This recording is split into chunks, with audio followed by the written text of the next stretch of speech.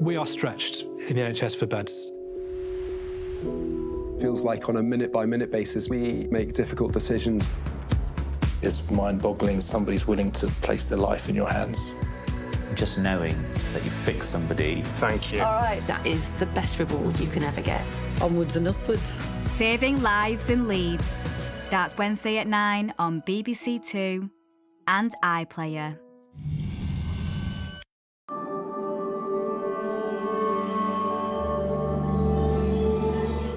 Good afternoon. Time now for all the latest from Westminster. Politics live here on BBC Two. Today, should asylum applications be fast-tracked? Is there enough debate about the war in Ukraine? And when will the 4 new hospitals be delivered? This is Politics Live.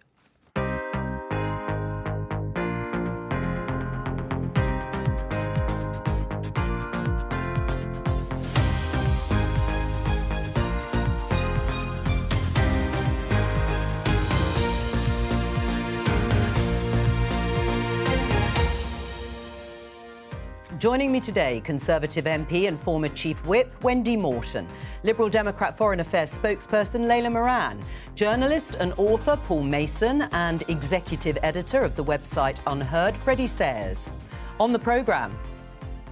That's what I'm here to set out today, how a new mission-driven Labour government will end sticking plaster politics. The Labour leader looks to the future, but is there enough substance in his 5 missions?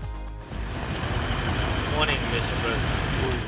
Everyone wants to be pictured in Kyiv, but is there too little debate about the war in Ukraine? Overflowing sewage, and over here is a rat that's just come out of the sewage. Damaged drains, leaking roofs, ceilings supported by props. Why are so many hospitals in a state of disrepair? Does the Prime Minister understand, though, how upset my constituents are to have bookings for weddings and other special family events cancelled when the Home Office took over a much-loved hotel? Is fast-tracking applications the answer to clearing the backlog of asylum seekers living in hotels?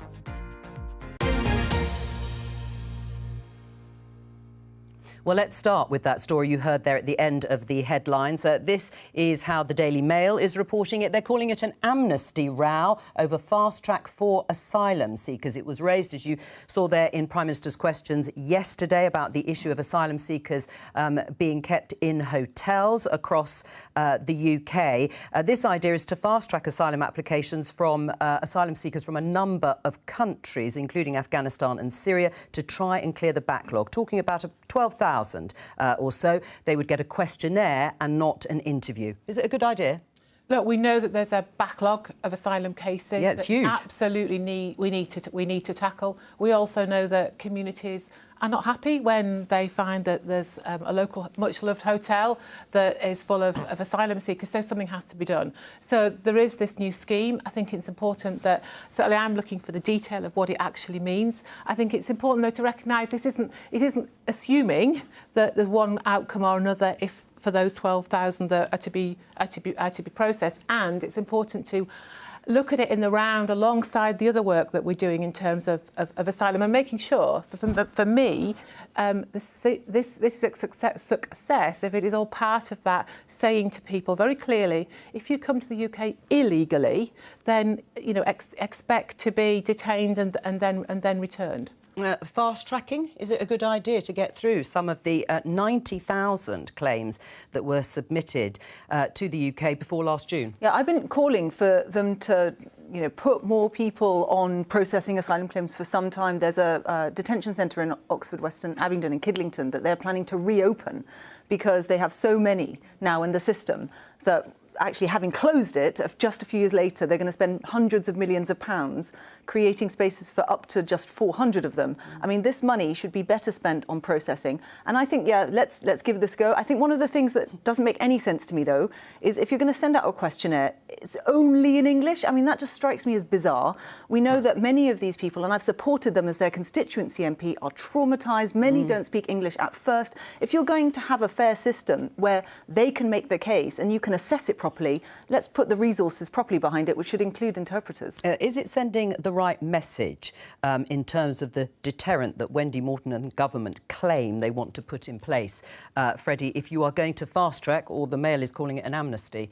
No, it's not. I mean, quite clearly, the message is it's easier. If you don't have to go through the interview process, all you need to do now is fill in a form. That's 12,000 more people who come in easier. These are 5 countries, including Eritrea, Afghanistan, Syria, Libya and Yemen. They have a combined population of over 100 million people. And if the message going back to those places is Britain is such an easy push now that you don't even need to have an interview, that is going to have exactly the opposite effect. I disagree, and that's why the point is that I was making was, yes, it's about a process. It's about making sure we have the detail of that process, but it's clearly linked in with our other mechanisms that we have around illegal migration, be that the boats policy and the Rwanda policy, and absolutely making sure that this isn't predetermining at all the outcome of these 12,000 claims. Although I think around 95% of applications from people from the countries that Freddie Sayers has just outlined are accepted. Well, I think let's just absolutely wait and see, because to me that is the critical thing here. Which is why the number 12,000 has been put out there as possibly the number of fast-tracked asylum applications that could be accepted. There's 120,000, the highest ever, people waiting, human beings who've gone through hardship and stress and unpleasantness in their lives, waiting for the decision by our government as to whether or not they get into the asylum process. It's not their fault that no one has decided this. It isn't their fault that they came here amid the stress and disaster, frankly, that's going on in North Africa and some of the countries we talked about, Afghanistan. It's very hard to see anyone being sent back to Afghanistan having an asylum claim refused. And so it is good that something's being done. We should first of all ask ourselves how we got to this situation. But let's say, OK, you do this. It's not about sending messages. The asylum system is not designed to send messages. It's designed to fulfil a universal human right. And the number one message I want to send is that Britain respects the universality of the right to claim asylum. But hang on, let me let Freddie come back in first, and then I'll get a final word. There's a kind of unspoken fact here, which is we've just done some polling at Unheard about immigration, and still now, all these years after Brexit, with apparently it coming down as a priority for voters, we calculate that every single constituency in Great Britain, other than Bristol West, as it happens, is net against immigration being as high as it is. And that includes parties, including the Liberal Democrats, including the Tories, and including Labour. I know Paul is keen on becoming a Labour MP, so we need to pay attention to what voters actually want and deliver what they're asking for. I mean, there is a difference between seeking asylum, of course, and migration in general. But Wendy? Absolutely. And that point about constituencies, I know what my constituents will write in about, and this is one of their top concerns. It's in my inbox a lot of the time. But I think it's important that we distinguish between legal routes and illegal routes, and quite often when we're having this debate, the two get muddled together. Wendy, I'm sorry, you closed the legal routes. That's why this is happening. Surely the answer is partly to reopen the legal routes too, so that they can fill in these forms not when they've got to the country, but before they even would you leave. like legal routes from Yemen, from Saudi Arabia, from Eritrea? There needs to be. I mean, we've closed the one from Syria, for example, and in the time it was open, we resettled 4,500 with proper support. Last year, it was something like 450. The legal routes are absolutely key, and it stops them from having to get in the boats in the first place. Well, you mentioned Paul obviously wanting to be a Labour candidate. Let's talk about the Labour Party, because Keir Starmer, the leader, has delivered a major speech, one of a series of speeches he's going to be making around Labour's 5 key missions. He was in Manchester setting out the parameters, broad parameters of Labour's election manifesto. We can see them here. Deliver the highest growth in the G7, become a clean energy superpower, securing the NHS for the future, make our streets safe and break down barriers to opportunity. I would say there's nothing to probably disagree with in those 5 broad missions. Let's listen to Keir Starmer answering questions from journalists about the fact that perhaps he wasn't addressing the issues of the here and now. We've had 13 years of sticking plaster politics. We've had 13 years of going round and round in circles, always ending up in the same place and never moving forward. And this is absolutely needed. And I reject the argument that the public don't get it. Everybody knows in their own life that you do fix a problem when it comes from maybe your pipes or your car or whatever it is. But everybody knows you've also got to fix the fundamentals. Otherwise, you'd just be back in the same place at the end of the exercise. Let's talk to the Shadow Education Secretary, Bridget Phillipson, who is there in Manchester. Hello to you, Bridget. One of the first things that struck people, I think, is the vagueness of these missions. Not having the answers for the here and now is a problem, isn't it? Double-digit inflation, backlogs in the NHS and labour shortages. People want to know what you would do with that now. We've got plenty to say about the here and now, but the problem that we face right now as a country is not a shortage of short-term fixes. It's that we've got a sticking plaster politics that isn't addressing those longer-term challenges that we need to deal with as a country. And that's why what Keir Starmer has set out today around Labour's plan for those 5 national missions is about how we do deliver a better Britain for everyone in our country. Because I'm confident that, our best days do lie ahead of us. I'm really hopeful and optimistic about the change that a Labour government could deliver. And I think that's what the British people want to see. They want a government that's focused on the long term, has their interests at heart, and not just a government in the form of Rishi Sunak, where all of those commitments he's made are problems that his government are responsible, at least in many of those cases, are responsible for causing anyway. That is not the answer our country needs now. All right, well, let's have a look at some of the areas. I mean, the number one priority is the economy, and you've said you want to deliver the highest growth in the G7. Just one concrete way you're going to do that. So take, for example, education, the area that I'm responsible for. Childcare is a really big barrier to lots of people taking part in work, so particularly women who give up jobs they love and cut back on their hours because childcare is so expensive. That reform of childcare that we'll deliver, the first step being breakfast clubs, so to make it easier for parents to combine dropping off their children at school and getting to work, but a bigger reform too, because what Keir was also saying is that it's not enough just to continue to prop up systems that just aren't delivering for the British people. So we do need to see longer-term change that I think reflects the lives that people live today. And I know that childcare is going to be a big issue for you and probably all of the parties at the next general election. But that policy that you've just outlined, what percentage would that add in terms of GDP? How much will the economy grow as a result of your policy on childcare?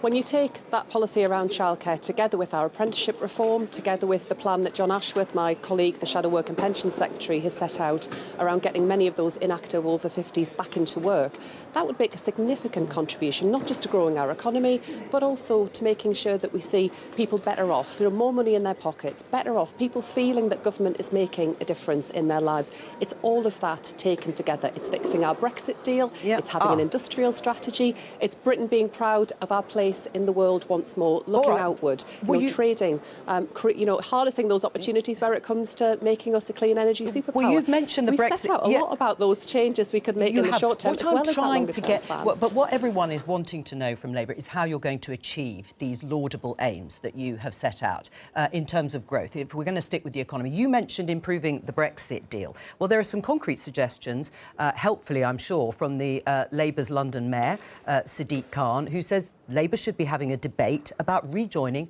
the single market. That would add and grow the economy and add to our GDP. Do you agree with him?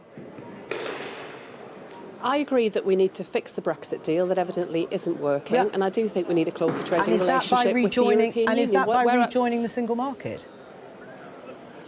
Where I would disagree is that I don't think people want to reopen these bigger, more fundamental questions. We spent a very long time as a country going through a period of real division. I think there are immediate steps that we should be taking right now to fix that deal and to make our country more competitive, and that will be the focus of a Labour government under Keir Starmer. Layla, you are in favour, no doubt, of rejoining the single market. The OBR, the Office for Budget Responsibility, it's not just Sadiq Khan, has restated its forecast that actually the UK economy will be 4% smaller than it would have been if we'd remained in the EU. Can you persuade Bridget Phillipson to at least look at and debate this idea of rejoining the single market, as Sadiq Khan has suggested? It's not for me to persuade the Labour Party to do anything. Too, don't you? But what we've said is, we have a 4-step plan of which the end point is getting into the single market because that's what businesses are telling us, that kind of certainty. But actually first, and I think this is where us and Labour will agree, there are actually other things that we need to focus on that are more achievable in the shorter term. So rejoining Erasmus,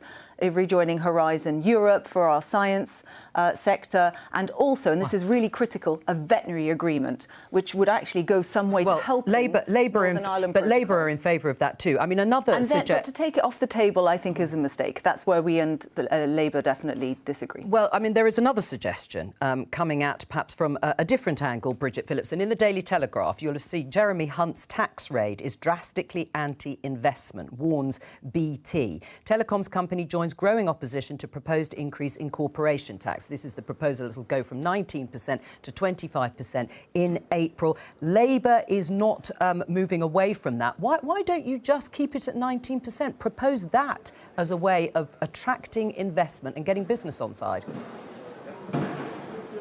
Well, of course, I'll listen to business leaders and their views about how we grow our economy. And I speak to lots of business leaders right across our country, including business leaders running some of our biggest firms. I was doing that just last night, talking about how we make sure the next generation of young people have got skills, corporation tax and at how 19%. we invest in our workforce. I've got to say, that doesn't really come up as an issue. Well, that's not BT's number one just issue said that it business here. is telling me that they're concerned about right now. Absolutely, and the chief executive is right to raise his concerns if that's his view. But I've got to say that's not the view that I hear around the country when I'm speaking to businesses, particularly some of those bigger businesses. Their priority is around how we make sure we get more skills within our economy, and also how we get some stability from government, because all of the uncertainty that we've seen in recent months with the Conservatives, with the crash of the economy, with the recklessness and the cavalier manner that they've dealt with all of this, it's created real instability, and it's made Britain a less attractive place to invest. And what I hear from business is that they want a serious government focused on that, and they want us to make that transition around net zero and create brilliant jobs. And one of the missions that we've set out today is around how we do harness that opportunity and that potential that we have as a country, and create those jobs and opportunities. I still haven't around the heard country. that many specifics, or any really specifics from you, apart from your childcare policy. Wendy Morton, on the corporation tax, who do you agree with? Do you agree with Rishi Sunak and Jeremy Hunt, or is BT right? Well, look, I've got businesses in my patch who are saying, please don't increase corporation tax. I mean, I hope that the government continues to look at it, but I think this comes back to growing our economy, and it also comes back to, we've been listening to Labour's 5 missions. This is the 11th relaunch we've had of the Labour Party. We've got Rishi Sunak's 5 priorities, 5 pledges. He's doing clearly, they've only had one leader. But five is obviously the magic number here. But what I'm about to say, Joe, is that Labour's setting out missions. People, I think, and businesses want more than a mission. They want to know what Labour is going to do today. We've set out, yes, our 5 priorities, but very, very clearly what we're going to do. And reducing inflation is a really key part of that, which will help business, which will grow the economy. But the help get government more and money into Labour people's agree on pockets. corporation tax. So what's to pick between you from a business, from BT's perspective? Well, I think that's up to BT, isn't it? But I mean, they will look at the whole package, not just corporation tax. Well, let's have a look at the whole package, as you put it. There is an issue of trust. I will come to both of you in a moment. There is an issue of trust in terms of what Keir Starmer is promising, Bridget Phillipson, because he had 10 pledges, I think, that he stood on in his leadership campaign, and a number of them have fallen by the wayside. One that is certainly not firm anymore is in your area of education, and that's tuition fees. Keir Starmer pledged to abolish tuition fees. You're not going to do it, are you? I think what we've seen today from Keir Starmer, and what you always get with Keir Starmer, is someone that has deep-seated Labour values and will always do what's right by the country. Where it comes to the higher education funding system that we have right now, I'm clear that it is not sustainable. Right. It's become even more aggressive in that time. So will you abolish them? Since we had the Labour leadership, we need a different system. It needs replacing with a different system altogether. It's not sustainable, it's not right for the taxpayer, and it isn't giving universities the certainty that they need. So we need a more progressive system. Absolutely, that has to be the case. But, you know, you look at the shape of the economy and you look at the impact and the damage that the Tories have caused with that mini budget, with Liz Truss, with everything that's followed since. And we're going to face some pretty tough decisions if we're fortunate enough to win that election and form the next government. OK. And that comes down to the decisions that were taken in the short term, but also over the last 13 years. So when Wendy says, when Wendy criticises what we're setting out, that longer-term vision and that longer-term plan, I tell you, there's one way that we could see what the British people think, and that's by having a general election. Let's see who the British people prefer. Let's see whether who they think has the better vision for a Britain that is more focused in the long run, that isn't just dealing with the problems that the government have themselves created. NHS waiting lists, crime rising, all of these problems. They've had 13 years. All right, well, let Wendy come back. If you're going to set out a mission, you know, people want the detail. People also want to know how is this going to be funded as well, and that's the issue that I have. And this is the, as I said, the 11th relaunch of the Labour leadership. So when you're talking about trust, where do you go from there? All right, Paul and Freddie. Paul, first of all, we heard from Bridget there saying that Keir Starmer, you can trust him on his Labour values. But when you look at those leadership pledges, I took a look at them again, ending outsourcing in the NHS. It's not going to end outsourcing in the NHS. That may be the right decision. He also said there'd be public ownership of rail, mail, water. It's now only rail. The whole direction of Keir Starmer's leadership has changed, and probably for electoral reasons. But how can people trust what he stands for? I think the reason you can trust Keir, and I sat in a room with Keir Starmer at the point at which he was going to make those pledges, is that what drives him now is the same thing that what drove him then, the desire for social, climate and economic justice. And I, as someone who's on the left of the party, am more than happy to take the explanation that he gives, that things changed, big things changed, and what is more... wait a minute. No, what has changed is we're in a war, a war of global significance, and we had the biggest pandemic of our lifetimes. And so he's moved closer to the Conservatives? Well, I don't think these safe streets, clean energy, zero carbon... That's motherhood and apple pie. These are things... No. These are things that the Conservatives have not delivered, will not deliver, certainly on the healthcare. So you'll do the same things but better? No. These are the philosophy behind these pledges is that the state must drive the market, because the market is not delivering any of them. The amazing transformation of Keir Starmer from a Corbyn lieutenant to the person he is today, which is, you could describe it as Blairite, you might be more accurate if you call it Remain a Tory, has been astonishing. And actually, Paul Mason, who's sitting next to me, has gone through a similar journey over the past few years from a Corbyn lieutenant to someone who now hopes to be a Keir Starmer MP. What we're seeing is not just triangulation. It means we are returning to the first election in a long time, I'd say since 2015, in which the two leaders of the main parties are so close. They are varying shades now of managerial technocrat, and that may be a very good strategy for Keir Starmer. He might well do very well, but there will be a lot of voters who thought they were voting for something new, and they will be very disappointed. All right, well, just briefly, Bridget, before we let you go on the NHS, we're going to talk about the hospitals pledge that was made by Boris Johnson. Would Labour commit to the money that is needed to build, rebuild, improve these 40 hospitals? Our NHS is at crisis point. We can all see that. What we will not do, however, but I didn't ask you that. I just want you to know. You won't make the pledge, so you won't say that. No, it's an important point. He never had a plan to deliver it. Yeah, but I'm asking about your plan. Is make promises that we aren't confident. We will make promises that we will deliver. That is absolutely vital to trust in politics. Boris Johnson had no intention of ever building 40 hospitals. There were never going to be 40 hospitals. What we would do where it comes to the NHS is make sure that we're investing in the workforce of the future. So we've got a plan to double medical school training places, to deliver more health visitors, more nurses, more staff into our NHS. That's vital. It's a fully funded, fully costed plan that would deal with that challenge that we see, would make sure that we're addressing that waiting list problem. We won't be making commitments we're not confident we can deliver. That's the difference in the approach that we're taking and the Conservatives. Bridget Phillipson, thank you very much for joining us, Shadow Education Secretary there in Manchester. We'll stick with the hospitals discussion and that pledge that was made by Boris Johnson in 2019. Let's just have a look at a video that was recorded outside King's Lynn Hospital in Norfolk. Overflowing sewage, and over here is a rat that's just come out of the sewage. Let's talk to Rebecca Fisher. She's from Norfolk. She filmed that a few weeks ago. Hello to you, Rebecca, and your daughter there. What's her name? Cleo. Hello, Cleo. Why do you use the hospital as often as you do? So Cleo has a condition that affects her blood sugars. So we're in and out of the hospital quite frequently for brain scans, blood tests, and just being admitted in general if she's poorly. And what's it like? We saw a little bit of footage there for the video you filmed, pretty shocking. Yeah. What is it like? What are the problems there? The sewage, the video was the first time we'd noticed the sewage before. We'd gone through a different entrance than we usually use. But most of the time when we visit the hospital, it's pretty much a building site. There's over 3,000 props currently holding the hospital's roof up. And some of them are even in the children's wards. So when we are admitted and we have to stay overnight, there are wooden props above our head to keep the roof up, and that can be quite scary.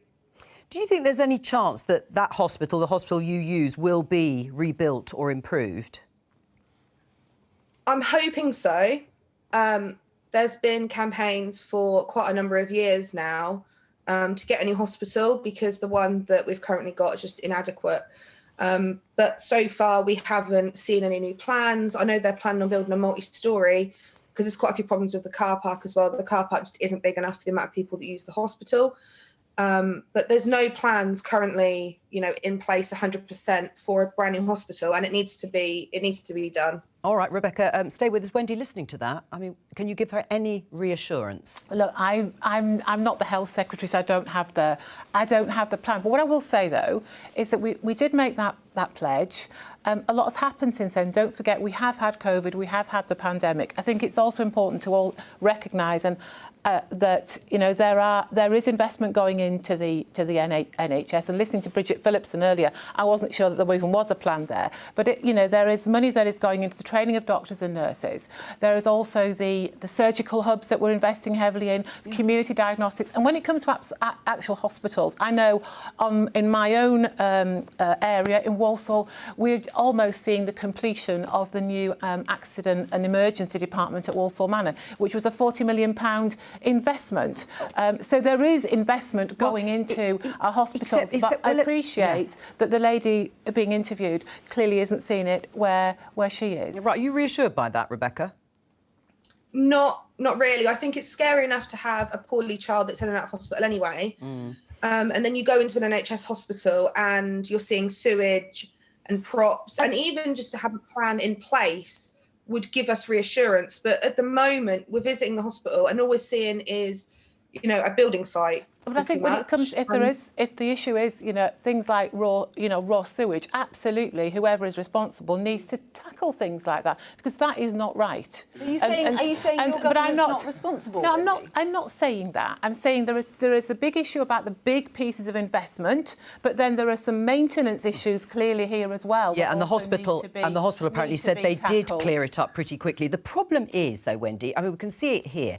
There's Boris Johnson. We will build and fund 40 new hospitals by 2030. He repeated that pledge on a number of occasions. And when you look at the progress, after 3 years, most of them haven't even got planning permission. And so we need to keep pushing forward with that. But what I'm saying is that we have had a pandemic in the middle of this, which has impacted on our health service. But to say that we're not investing in the NHS is just simply not true. So that's the same excuse. Sorry, Lenny. So, just the scale of the undelivery, I think, is worth mentioning. So of the 40 Liberal Democrat Freedom of Information requests revealed that only 10 have even put in for planning permission. So the idea that you're going to get to this 40 number before 2030 is ludicrous. I think the government needs to now come clean and say that they're not going to deliver it. You look at crumbling buildings. We've got one in St Helier and Sutton that my former colleague Tom Brake fought really hard for. They've been promised a new hospital. That hasn't had anything done to it at all. So it's going to be a broken promise. The bigger picture about these broken promises is here you've got the Labour side and the Conservative side both making exactly the same excuse for why their pledges have been broken. It's because of Ukraine, it's because of the economic crisis, it's because of COVID. So if both the main parties are giving the same excuse for why they're not following their pledges, of course voters will become cynical. You can understand that. And what I worry about is that with this sort of merging of the two main parties, we're going to see new populist movements, we're going to see new kinds of political movements that people around this table will find quite unsavoury because people are running out of hope in the main parties. I mean, 5 apparently are under construction of the 40. 2 are complete. And as we've discussed, planning permission hasn't even been put in for a number of them. Should Labour say, we will commit to building those? Because we're not talking about day-to-day spending, we're talking about infrastructure. Why not, from the Labour Party's perspective, say this will help grow the economy, we'll commit, we'll put the money in? What we're dealing with here is cleaning up a way of doing politics that I think we will look back on and see was a really bad idea. Coming up, the pledges like the one Johnson gave, 40 new hospitals. The other one, the laughable one, 1 new nuclear power station a year. Do you remember that? The other one, Liz Truss, GDP, 3% of GDP on defence by 2030. All of it, talking about populism, every single one of these was a populist lie. Because in reality, politics and doing things like building hospitals is difficult. I want Labour, Lib Dems, every front bench, to be honest about the scale of disaster, to be honest, of a low-growth, stagnant economy, low-skill economy that we're left with, and cleaning it up isn't going to be done by building 40 new hospitals. We have a healthcare system that's struggling, teetering constantly every morning on the brink of crisis and collapse. That building 40 new hospitals is not the urgent thing. The urgent thing is sorting the social care system so that when you get better from whatever disease you have somewhere to go. I will take that in exchange for 40 hospitals. Well, no one's saying that the challenges aren't there, Paul, but a lot of this comes back to actually fixing the economy as well, which means, bringing down inflation, growing the economy. No, you can't keep going back to that. That was really quite recently. We need. I don't see any plan from the Lib Dems in terms of where you're going to and I'm confident we wouldn't have done that. Grow the economy, get inflation down, get our debt down so that we can invest in our public services. But when I often hear the word thrown at political parties, but of all sides, about lies, lies, lies, how on earth, when we speak that language, are we going to really try and bring people along the journey? Rebecca might say by delivering on some of these pledges. And we are delivering a lot of I don't mean just the Conservative. Rebecca, do you agree with Paul Mason, who is on the panel, that this isn't the most urgent thing? Building and funding 40 new hospitals. How urgent do you think it is? I think for King's Lynn it is very urgent. I mean, I don't know how you can really deliver quality care to someone when you're giving them the care, the ward they're in is being held up by wooden props, or like we have experienced being in the children's ward, we have got workmen walking through the ward, trying to do the work to the hospital to keep the roof up. I just think those things go hand in hand. And take King's Lynn, for example, a new hospital is needed more than anything else. Thank you very much, Rebecca, and to Cleo too for joining us. Just on that issue about urgency, but also about funding. I mean, the Liberal Democrats and the Conservatives were criticised by Labour during the coalition years for cancelling so many of the infrastructure projects because they were seen to have perhaps stifled demand.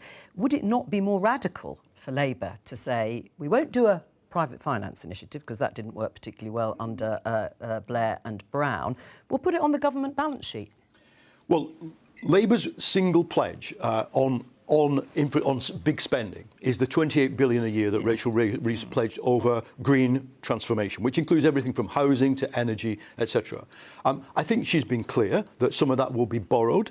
They're also clear that the effect of it will be to grow the economy. This is something that the Treasury and the Conservative extremists don't accept, that investing actually grows the economy. So I think I want to see Wes Streeting, the Shadow Health Secretary, come forward with proposals that indeed meet what that lady in King's Lynn is worried about. We do need, it's not just new hospitals, the infrastructure of the health service needs investment, but the investment has to come from somewhere, the money has to come from somewhere. So this is why Starmer is saying, you grow the economy, in order to pay for a better NHS, in order to pay for more police on the streets. The growth aspect is critical, and the Conservatives have 12, 13 years to do it. You haven't done it. Move over and let a coalition of parties do it who can actually deliver it, I would say. It's got to be said also that the COVID experience has changed the centre ground on all of this. You know, the government suddenly found 300 billion plus to spend on COVID policies. There were 10,000 hospital beds that were built in 3 weeks at one point. So it shows if you really want to, it is possible, and it makes it very hard when failures like this happen. It's hard for people to understand, you know, eye-watering waste in PPE procurement, and yet they can't fix the sewage in a hospital. All right. You know, it really has... Well, let's talk about where there is some political consensus over Ukraine, because the full-scale invasion of Ukraine began a year ago. The House of Commons remains unified on UK support for Ukraine. Let's just take a listen to part of yesterday's Prime Minister's questions. This coming Friday, there will be a national moment of reflection, which will give us the opportunity to pay tribute to the courage of the Ukrainian people and demonstrate our solidarity with Ukraine. Can I join the Prime Minister in his comments about Ukraine? I had the privilege last week of seeing firsthand the courage and resilience of the Ukrainian people, and we must continue to stand united in this House in support of Ukraine. It was a pleasure to meet the delegation from Kyiv before questions and to confirm that across this House we are united in our support for Ukraine and its brave heroes. Is that unity a good thing on the war in Ukraine, Freddie? I think that unity is understandable given the incredible amount of suffering going on in Ukraine. But no, I don't think it is a good thing. I think it is dangerous when all the parties agree and that there is no discussion. And it almost feels like discussion is not allowed on this topic. If anyone ventures any kind of hesitation about the Western plans in Ukraine, they're very quickly dismissed as a Putin apologist or an appeaser. That kind of rhetoric comes out. Whilst good people who are very compassionate about the outrageous invasion happening in Ukraine can legitimately ask, what is the end game? What is the long-term strategy of the Western powers? Are there escalation risks? We hear all about new tanks, new aircraft. How much would be too much? Those are fair questions, I think. And I would like to hear more people talking about how this ends and less of a certainty about how we can up the ante all the time. Paul? How it ends is that Putin pulls out of Ukraine. It's just really simple. And we, as we're not just any old country. We're a member of the 5 permanent members of the UN Security Council. We helped found the UN. We have a duty that arises from that to do what we've done, which is for politics to stay united in support of Ukraine. But I would argue, I don't think there is a consensus. I think actually beneath that consensus we had in the Commons, there's a lot of concern, not just along the lines that you've put, but for example within my own party, Labour. There's a wider feeling that if only this would go away and then things could go back to normal. And we know that because that's how people felt in the 1930s. If only Hitler and Mussolini would go away, we wouldn't have to rearm. I think Ben Wallace said it today in The Sun. There's going to be a conflict within a decade. And I think that very few people in British politics are prepared to change their modus operandi. You said I've changed. I've changed my modus operandi since being in Kiev to realise that this is the number one thing that's happening in my life, that it could destroy everything I've taken for granted, and that therefore politics has to respond to that. Surely there are risks in both directions, right? There's got to be just purely doubling down, increasing the rhetoric. We had President Biden talking against President Putin yesterday or the day before. Who in the Western powers or in the wider world is trying to pour cold water on this situation? Who is trying to say, how can we bring the end closer? What might a diplomatic solution look like? Because ultimately, if there's fighting and bloodshed and people dying for 1 more year or 5 more years or 10 more years, a diplomatic solution ultimately is the only way to end it. We're not going to be marching on Moscow. They have 5,000 nuclear weapons pointing in this direction. The problem we have, and to your point around just very quickly about unity, just because we aren't actively disagreeing with each other does not mean, I'm Foreign Affairs spokesperson for my party, doesn't mean that we aren't thinking very deeply about these things, that there isn't actually discussion. And just because it's happening cross-party and it's trying to be very considered in the light of a man Putin, who is like going through the looking glass in Alice in Wonderland, lives in a completely alternative universe to us and actually wants a world order that is totally different to what we hold dear as democracies, I think I would just challenge you to say, don't assume that everyone's just thinking the same. We're not. We have constituents who write in very concerned about it, and it's not that we're taking it lightly. But the fact is, Putin himself is not in any mood to compromise, and I think he is very dangerous. I would agree with what Paul says. We are living through something that we are going to tell our grandchildren about. This is a complete change in not just this country, but the whole world. Geopolitics is back. This is really, really difficult stuff. And by all means, let's have a discussion, but let's not assume that it's not happening. It is happening. It's just happening in a way that's very considered, and perhaps it's happening behind the scenes. Then so it's happening behind the scenes. No, it is happening. Because it's not necessarily happening in behind the scenes. Well, here we are. And I think, you know, for me, what we're facing is a brutal, illegal invasion of Ukraine on the edge of the West. It impacts upon us all in many different ways, and I actually think it's really important that we do remain.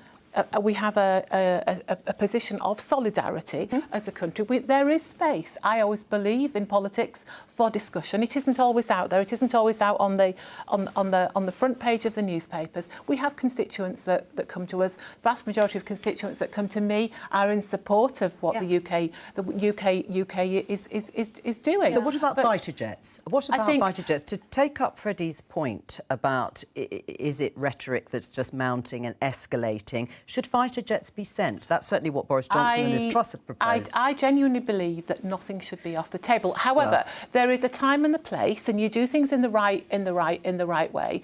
And in terms of the UK, we've committed something like £230 billion last year. We'll do the same. And I'm actually pleased that the Prime Minister has asked the Defence Secretary to actually go away and look at what more we can do. But it's not just about weapons, is it? No. It's also about looking at that piece longer term. It is about security. It's about many other factors. I think the key thing it was interesting for all sorts of political reasons, the interventions for Boris Johnson and Liz Truss. But what they should know is that you also can't do that alone. The thing that Putin fears the most is not just the jets, but actually the unity of the West over this. You have to, if you are going to do this, then lead, but as a whole, you have to convince other Western democratic nations that they should be joining in too. And actually the effect this is having on cooperation, on repairing ties, on getting countries to talk to each other who maybe didn't about this for a long time, I think we will see a stronger small L liberal international order that emerges from this, and that, I think, is a good thing. The West you talk about, the West is shrinking, I'm afraid to say, before our eyes, because you look at the majority of countries in the world, they haven't picked a side on this. The West now feels like Western and Central Europe and North America, and increasingly the new world order, in which America is no longer the global policeman that everyone will fall in behind, is really being revealed here. And that's what is sobering and frightening, that because they're considered a compromised actor in this, because of the missteps over Afghanistan and Iraq, there's no longer the sense that America could actually police a settlement. And we're now in the situation where people like China, these new rising powers, are almost going to be coming in as the new arbiters. I mean, that is a fear, isn't it? I mean, we've already heard Anthony Blinken saying that there is a risk that China starts supplying weapons and ammunition to Russia. An even bigger risk that very few people in the British establishment want to contemplate is that America walks away from NATO under a Republican president. So we have to plan for many eventualities. That's why we in Labour Party are so strongly supportive of NATO. NATO is an insurance policy and always has been since its foundation under a Labour government to trying to persuade America not to walk away. Whether it can be the global hegemon, I don't think it can be. China has a role to play in world politics.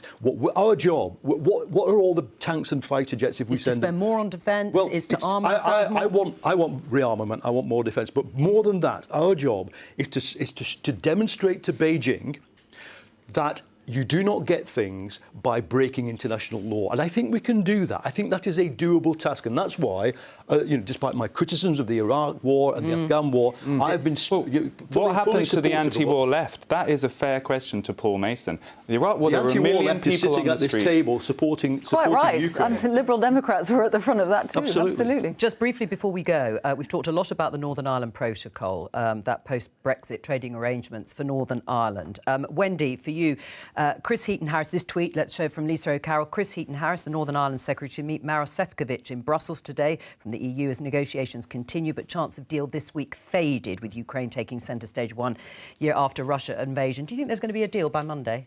Look, I'm not a betting woman. We'll have to wait and see. You know, and it is about making sure we keep a focus on Northern Ireland and the people. But I'm not going to bet on this. But you... And it would be wrong actually for me to speculate when there's this, you know, very, very sensitive negotiations that are ongoing. But as a former chief whip, we know that negotiations are going on with wings of the Conservative Party, because we had a number of MPs who went in to see the Prime Minister.